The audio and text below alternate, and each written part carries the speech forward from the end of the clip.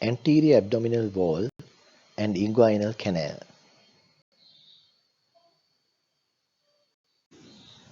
Extent of the anterior abdominal wall. The anterior abdominal wall extends superiorly from the costal margin and the xiphoid process to the iliac crest and the pubis and the pubic symphysis inferiorly. Even though we call it anterior abdominal wall, it is actually an anterolateral abdominal wall because it covers the anterior and lateral aspects of the abdomen. At the back, it is connected with the posterior abdominal wall and the paravertebral tissues. We will separately study the posterior abdominal wall and the paravertebral tissues in a future lecture.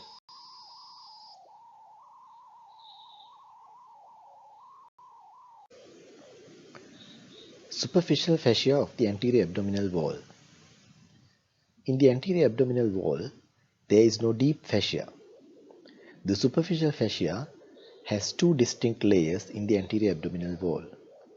The fatty layer, which is called fascia camper, and membranous layer, which is called fascia scarpa. You have learned about fascia camper and fascia scarpa in one of the previous lectures. The membranous layer, or the fascia scarpa, fades out in the thoracic region and at the mid-axillary lines. Inferiorly, it is attached about finger's breadth below the inguinal ligament to the fascia lata of the thigh, and it continues into the perineum as the superficial perineal fascia.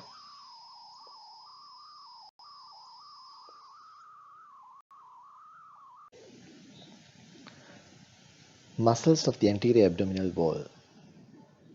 5 pairs of muscles contribute to form the anterior abdominal wall. The external oblique, the internal oblique, Transversus abdominis, Rectus abdominis, and Pyramidalis. The first 3 muscles, the external oblique, internal oblique, and Transversus abdominis, become aponeurotic anteromedially.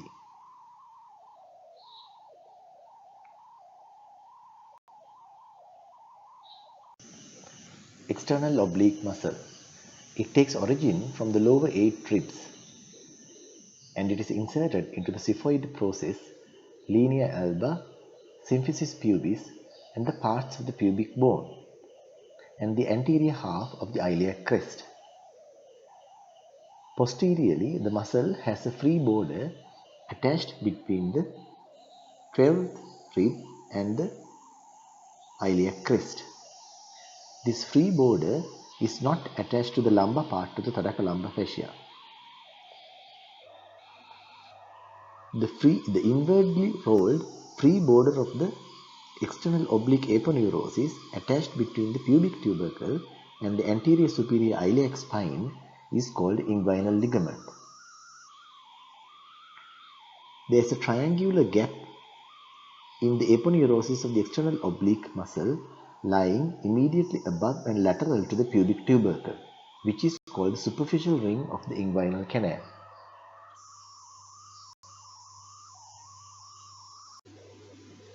External oblique muscle takes origin from the lower 8 ribs,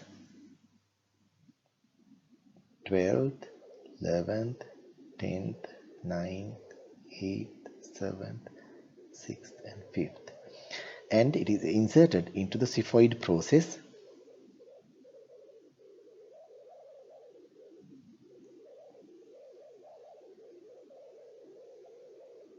linea alba, symphysis pubis, pubic crest and pubic tubercle. From the pubic tubercle, it is attached to the anterior superior iliac spine. Then the anterior half of the iliac crest. Between the 12th rib and the anterior, between the 12th rib and its attachment to the iliac crest, there is a free border. This free border is not attached to the lumbar part of the thoracolumbar fascia. The free border of the external oblique aponeurosis is attached between the pubic tubercle and the anterior superior iliac spine forms the inguinal ligament. A gap in the external oblique aponeurosis lying above and lateral to the pubic tubercle is called the superficial ring of the inguinal canal.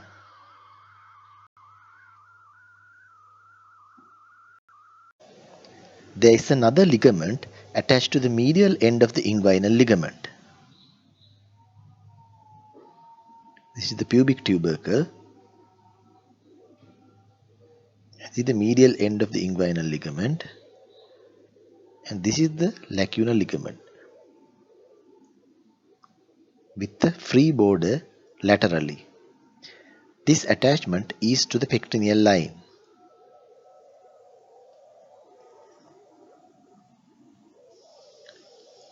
And this is the continuation of the inguinal ligament to get attached to the anterior superior iliac spine here.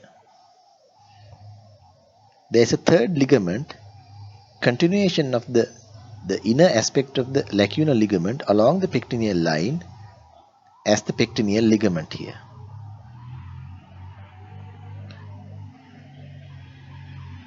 This free border of the lacunar ligament forms the medial border of the femoral ring here, which leads into the femoral canal.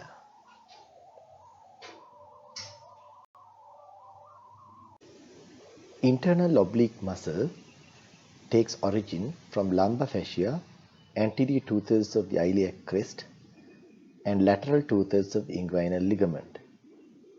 It is inserted onto the lower three ribs and their costal cartilages, and like the external oblique muscle, it is also inserted into the xiphoid process, linea alba, symphysis pubis, and parts of the pubic bone.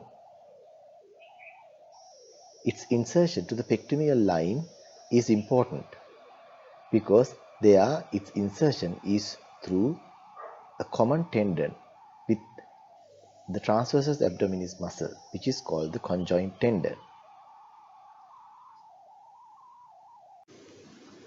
Muscle fibers of the external oblique were directed forwards and downwards, and the muscle fibers of the internal oblique muscle were directed forwards and upwards. The fibers of the transversus abdominis muscle are directed horizontally.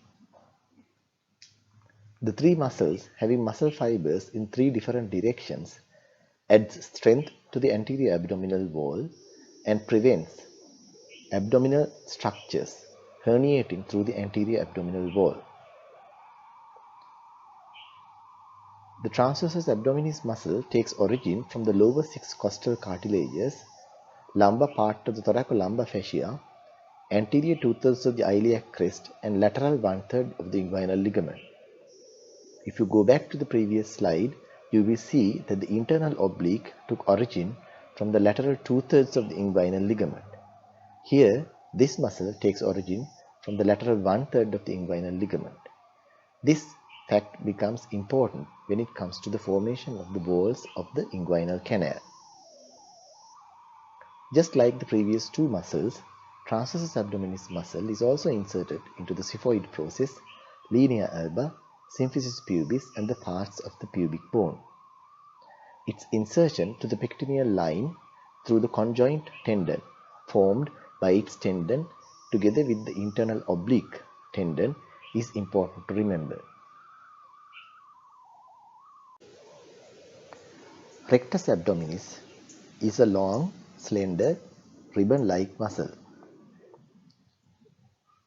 It has an origin from the symphysis pubis and parts of the pubic bone and inserted into the xiphoid process and the costal cartilages of 5, 6, and 7th ribs. It is divided into three segments by three transverse tendons called tendinous intersections. The first one of the three tendinous intersections lie close to the xiphoid process. The third one lies close to the level of the umbilicus, and the middle one lies in between.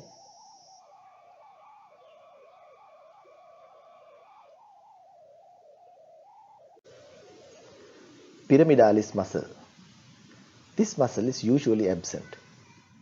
When it is present, it takes origin from the anterior surface of the pubis, in front of the rectus abdominis muscle.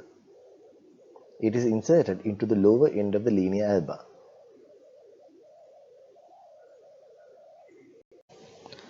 Rectus sheath is formed by the fused aponeurosis of the lateral abdominal muscles. This is the internal oblique muscle and its aponeurosis.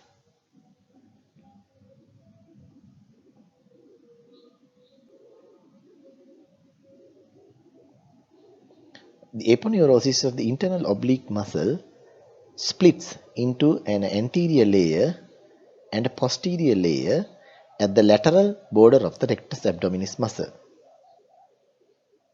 This is the external oblique muscle.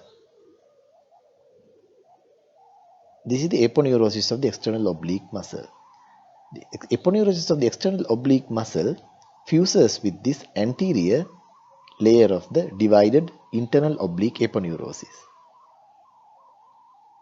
This is the transversus abdominis muscle and it is aponeurosis.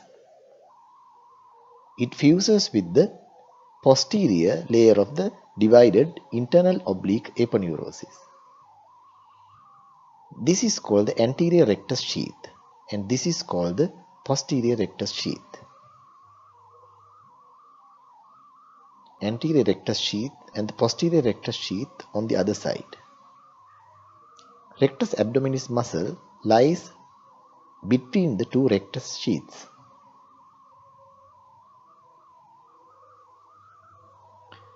This area where the rectus sheaths fuse is called linea alba. This area lateral to the rectus abdominis muscle is called linea semilunaris.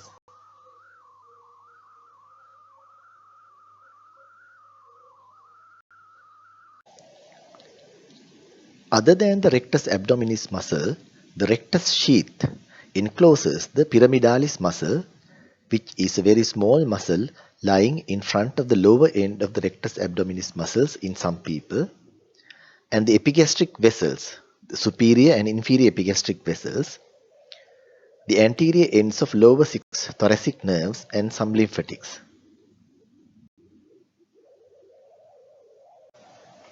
Arrangement of the rectus sheath is not the same throughout. Above the costal margin, there is no posterior rectus sheath. The rectus sheath is only found in front of the rectus abdominis muscle above the costal margin. Between the costal margin and the anterior superior iliac spine level, the typical arrangement of the rectus sheath is present, where you see both anterior and posterior rectus sheath enclosing the rectus abdominis muscle. Below the level of the anterior superior iliac spine, all the aponeuroses of the lateral abdominal muscles again pass in front of the rectus abdominis muscle, having no posterior rectus sheath. The point at which the posterior rectus sheath abruptly ceases is called the arcuate line.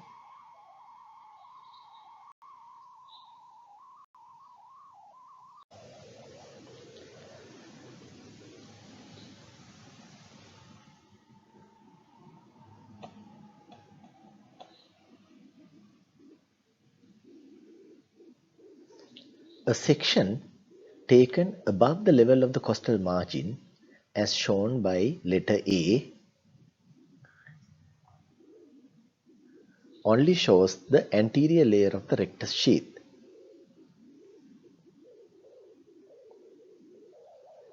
A section taken between the costal margin and the anterior superior iliac spine, as shown by letter B in this example, will show the arrangement of anterior and posterior rectus sheaths in front and behind the rectus abdominis muscles.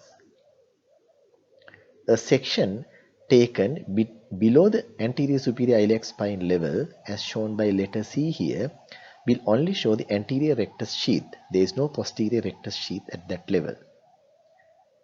The abrupt change where the posterior rectus sheath ceases to be there is called arcuate line, which is at the level of the anterior superior iliac spine.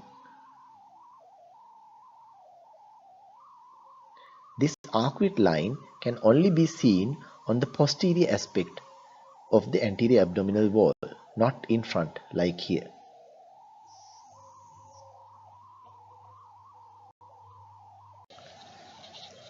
Carefully read this description about the arrangement of the rectus sheath at the three different places.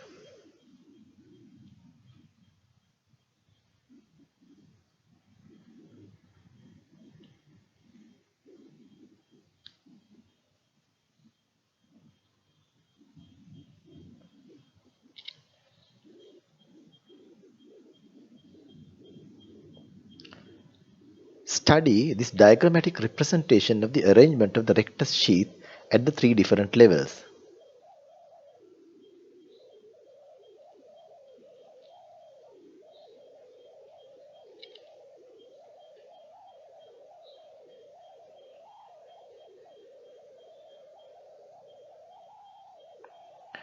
Nerve supply, blood supply, and lymph drainage of the anterior abdominal wall was discussed during the lecture titled General Arrangement of the Body Wall. You have to revisit that lecture if you need to listen to this section again.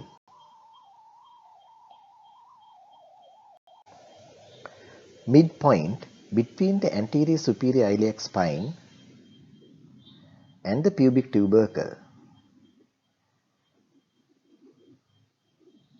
where the inguinal ligament is attached on either side, is called midpoint of the inguinal ligament.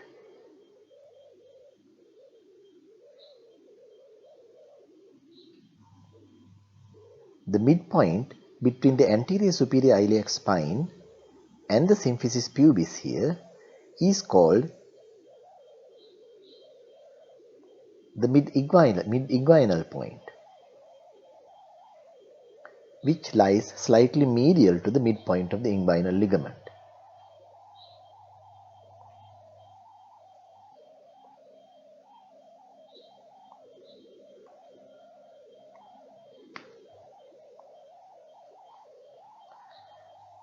The inguinal canal lies between the midpoint of the inguinal ligament and the medial end of the inguinal ligament.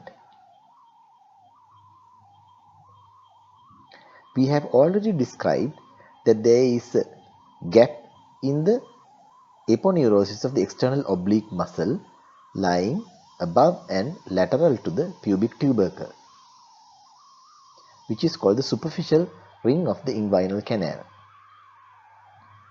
In the anterior abdominal wall, behind the anterior abdominal muscles lie transversalis fascia. There is a defect in the transversalis fascia about half an inch above the midpoint of the inguinal ligament. This is called deep inguinal ring.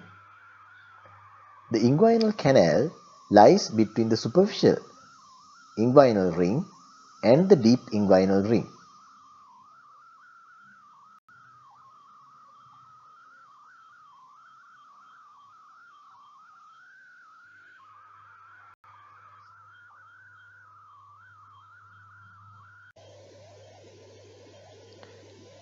As I have already described, the inguinal canal lies above the medial half of the inguinal ligament, between the deep ring and the superficial ring. Certain structures from the abdominal cavity enter the inguinal canal through the deep ring, passes through the inguinal canal, and leaves the inguinal canal through the superficial ring.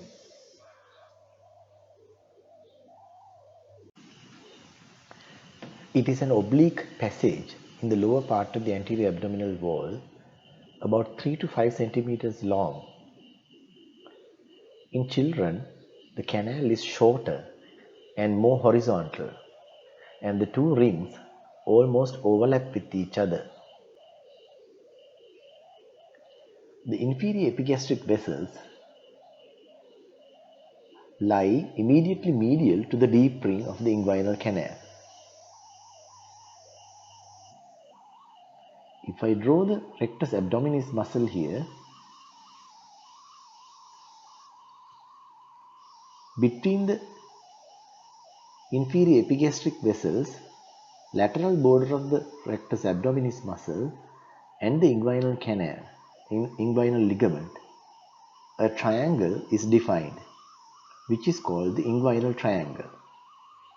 I repeat, the inguinal triangle is between the inferior epigastric vessels, lateral border of the rectus abdominis muscle and the inguinal ligament.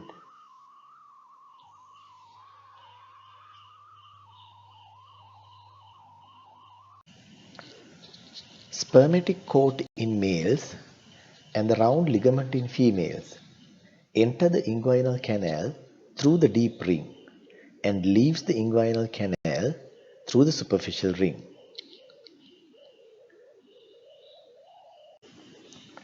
Inguinal canal has an anterior wall, a posterior wall, a floor, and a roof.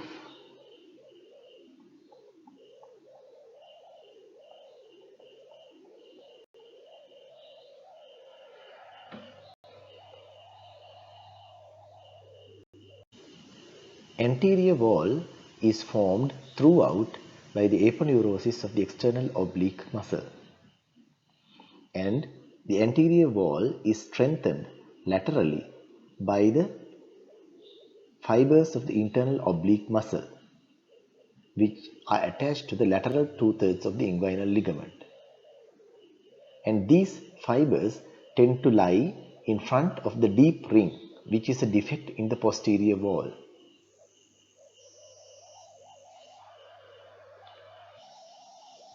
The floor of the inguinal canal is formed by the inguinal ligament throughout, and medially it is strengthened by the lacunar ligament.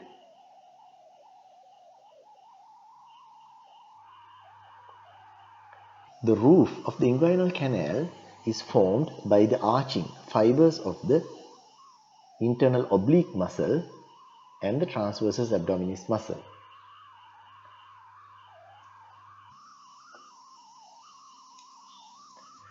The posterior wall is formed throughout by the transversalis fascia, and the posterior wall is strengthened medially by the conjoint tendon, formed by combined tendons of the transversus abdominis and the internal oblique muscles.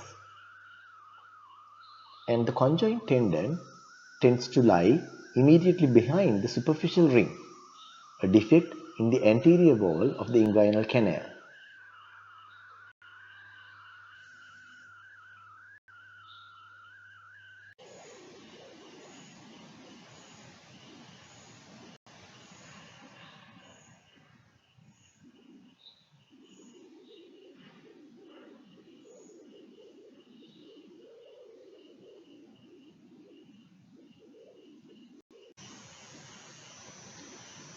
Now we will take a look at this diagrammatic representation of the structures forming the inguinal canal.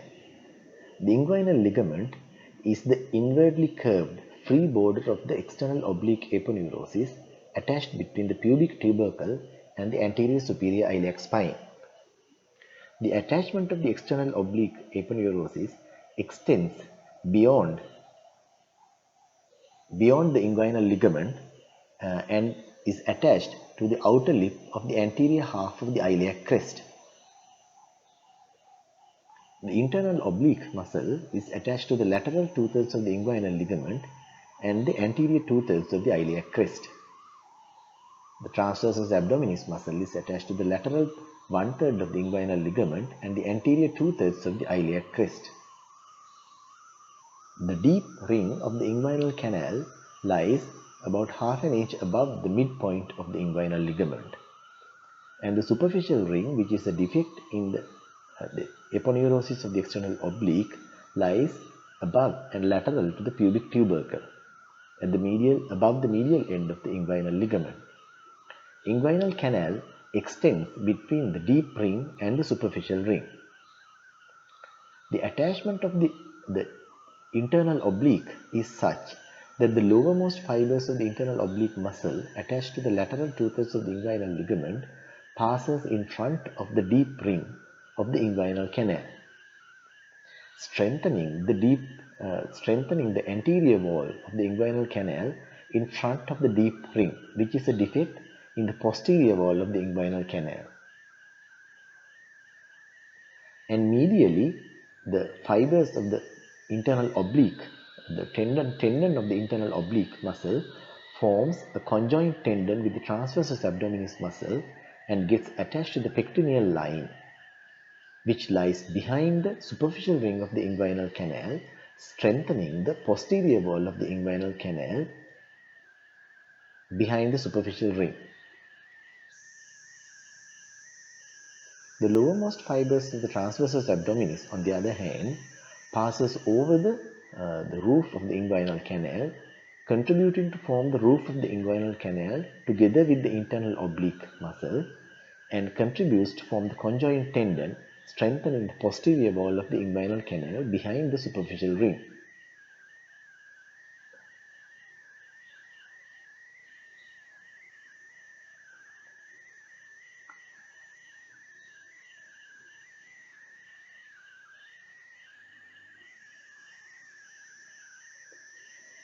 When the intra-abdominal pressure rises, as during coughing and straining, the anterior abdominal wall muscles contract and the roof is pushed against the floor and the anterior wall is pushed against the posterior wall, functionally closing up the inguinal canal and preventing herniation of intra-abdominal structures through the inguinal canal.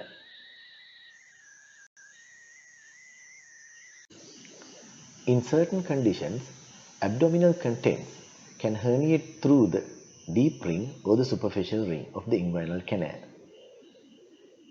When intra-abdominal structures herniate through the deep ring, it is called indirect inguinal hernia.